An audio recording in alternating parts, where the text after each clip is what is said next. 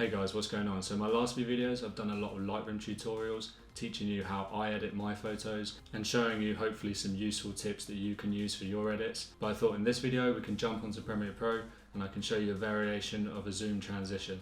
I think in the future I'll do a lot more Premiere Pro videos teaching you different sort of transitions, and also for people that are just starting out, how to set up your workflow and things like that so you've got the correct settings for when it comes to editing. So let's get into the video.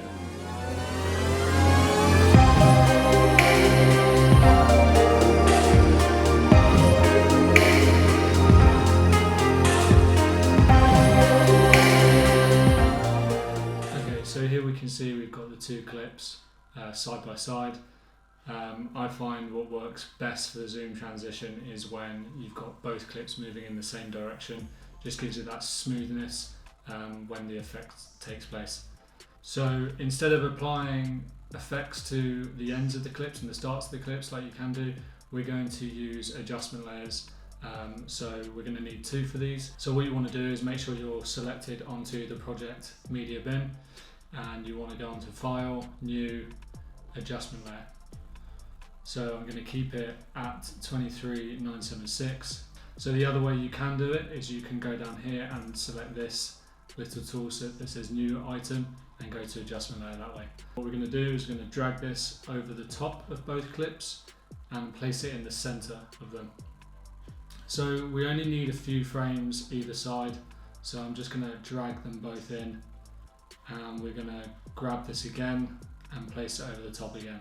So you should have the snap tool anyway already enabled, so this is going to help us because on the first adjustment layer we want to just bring it into the end of the clip so it snaps like that. Okay, so for the first adjustment layer we're going to apply our first effect, and that is going to be replicate. So if we drag this onto the bottom one, and if I just move this over here, you'll see that it does this. So we've got 4 frames at the moment of this shot, but we actually want to make it into 3. So if we head over to the effects control and go down to the replicate effect and just type in 3 here.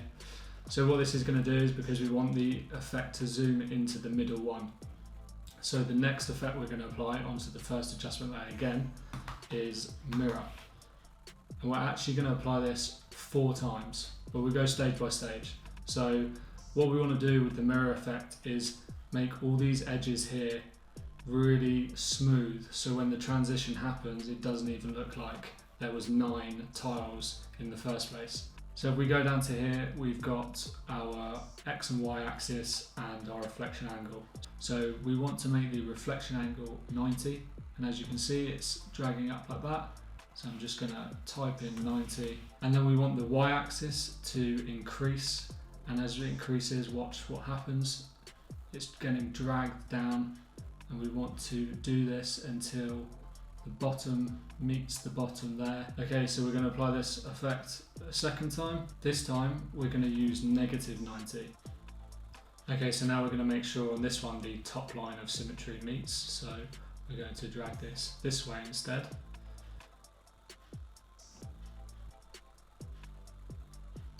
Okay, so we're going to apply it again once more, and this time we're going to use 180 degrees.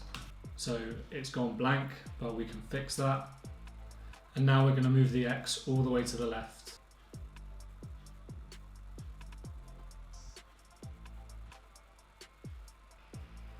Also, I just want to clarify, if you're doing this on your camera, do not follow the settings that I've got, like the 719 and the 1280, because they will be different for you if you're doing it off a camera. It's because I shot on the Mavic Air 2 and the dimensions of the camera is just a bit different, so don't follow that.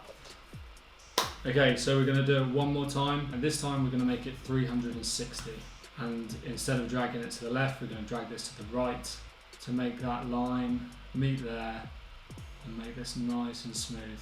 Okay, so what you should see as well right now, like I'm seeing, is you can't really see where the picture begins or finishes. This is what we want.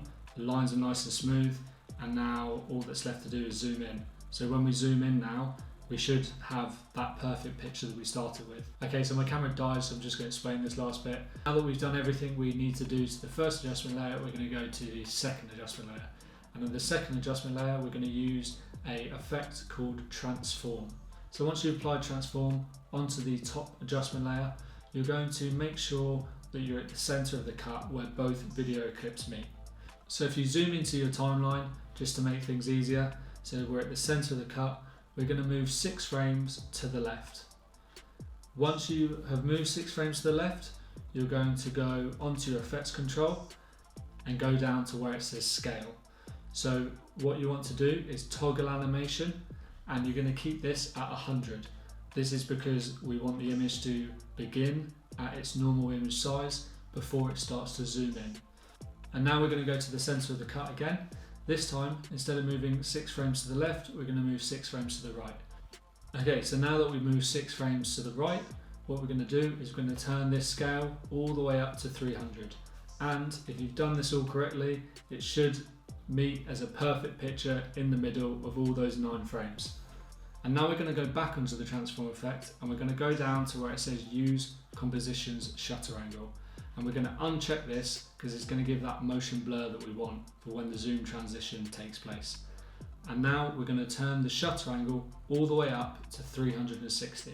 This is going to give it that nice smoothness. Maybe all the edges didn't meet when you're doing the mirror effect, but this is just going to drain it out now and look really nice and smooth and professional. And then the finishing product is going to look something like that. So I would say for my video clip right now, it's not looking as smooth as it could be, but that's the best thing. You can just alter it.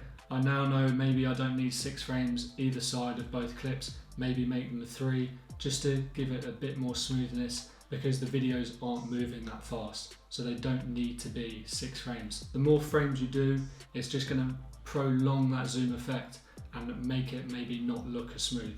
So sometimes maybe you could work with 2 or 3 or 3 or 4 frames either side of the clips. That might look a bit better. This thing though is a beast. For anyone who has one of these or has only just got one like I have, you can relate to when I say how addictive these things are. I hope this video helped for anyone that's just starting out in Premiere Pro.